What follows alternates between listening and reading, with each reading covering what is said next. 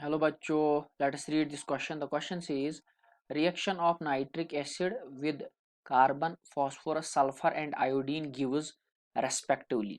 यानी हमें बताना है कि नाइट्रिक एसिड जब कार्बन के साथ रिएक्ट करता है इंडिविजुअली, फॉस्फोरस के साथ, सल्फर के साथ एंड आयोडीन के साथ, तो वहां से क्या बनता है।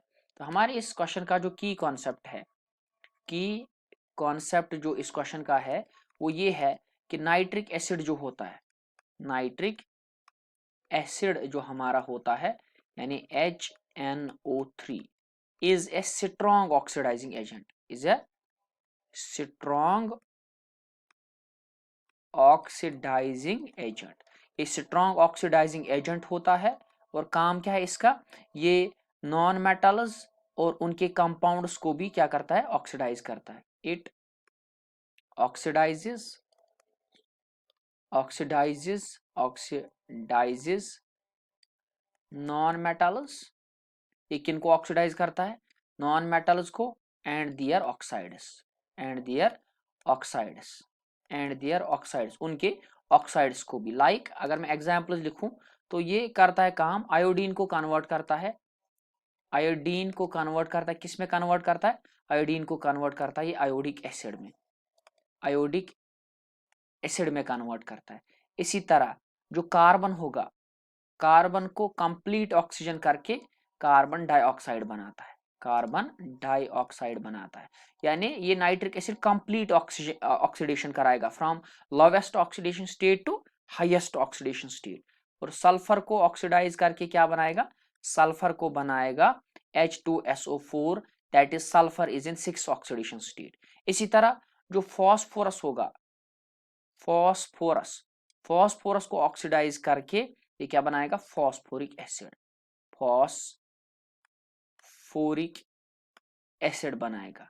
और इनकी अगर मैं रिएक्शंस लिखूं तो रिएक्शन क्या आएगी, आयोडीन जो होता है I2, हमारा I2 ये क्या करता है, I2 नाइट्रिक एसिड को काम, नाइट्रिक एसिड इसको क्या काम करता है,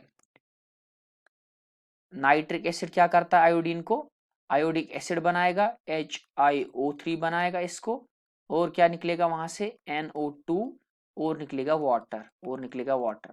अगर इसको मैं बैलेंस करूं तो यहाँ पे 4 लगेगा, NO2 के आगे 10 लगेगा, और इसके आयोडिक एसिड के आगे 2 लगेगा, और नाइट्रिक एसिड के आगे 10 लगेगा। ठीक है ना। दूसरा, ये कार्बन को क्या करता है, कार्बन को नाइट्रिक एसिड HNO3 किस में कन्वर्ट करेगा, कार्बन डाइऑक्साइड में कन्वर्ट करेगा, और साइड प्रोडक्ट हमारे निकलेंगे वाटर, और निकलेगा NO2। बैलेंस करो तो यहाँ 4 लगेगा, वाटर के आगे 2 लगेगा, कार्बन डाइऑक्साइड के आगे 1 ही लगेगा, और नाइट्रिक एसिड के आगे 4 लगेगा।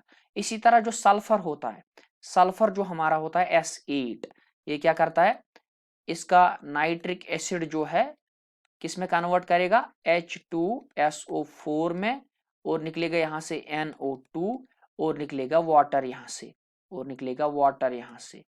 ठीक है ना। और जो सल्फ्यूरिक एसिड अगर बैलेंस करो तो 8 टाइम्स लगेगा, और नाइट्रिक एसिड का यहाँ पे 48 टाइम्स लगेगा। इसी तरह 48 टाइम्स NO2 मिलेगा, और वाटर मिलेगा 16 टाइम्स, वाटर मिलेगा हमें 16 टाइम्स। इसी तरह जो फॉस्फोरस होता है P4, P4 को किस में कन्वर्ट करेगा, P4 को नाइट्रिक एसिड जो हमारा है ये किस में कन्वर्ट करता है, फॉस्फोरिक एसिड में, H3PO4, और साइड प्रोडक्ट निकलेगा हमारा NO2, और निकलेगा वहां से वाटर हमारा H2O। तो अगर बैलेंस करो इसको तो HNO3 के आगे 20 लगेगा, फॉस्फोरिक एसिड के आगे 4 लगेगा, NO2 के आगे 20 लगेगा, और वाटर के आगे 4 लगेगा। तो हमने यहां से देखा कि जो हमारा नाइट्रिक एसिड है ये तो आयोडीन को आयोडिक एसिड में कन्वर्ट करता है, आयोडिक एसिड में जिसकी फार्मूला HiO3 होती है, और कार्बन को कार्बन डाइऑक्साइड में, सल्फर को H2SO4 में, और फॉस्फोरस को H3PO4 में। तो अगर ऑप्शन की तरफ आप देखेंगे तो पहले कार्बन है तो कार्बन को किस में कन्वर्ट करेगा, CO में नहीं, CO2 में करेगा, तो ये भी सही है, ये भी सही है, ये भी। इसके बाद अगर फॉस्फोरस को देखें तो फॉस्फोरस को कन्वर्ट करेगा डायरेक्टली हाईएस्ट ऑक्सीडेशन स्टेट में, that will be the H3PO4 में। इसी तरह जो सल्फर होगा, सल्फर को कन्वर्ट करेगा H2SO4 में और आयोडीन को कन्वर्ट करेगा HiO3 में, जैसा हमने देख लिया।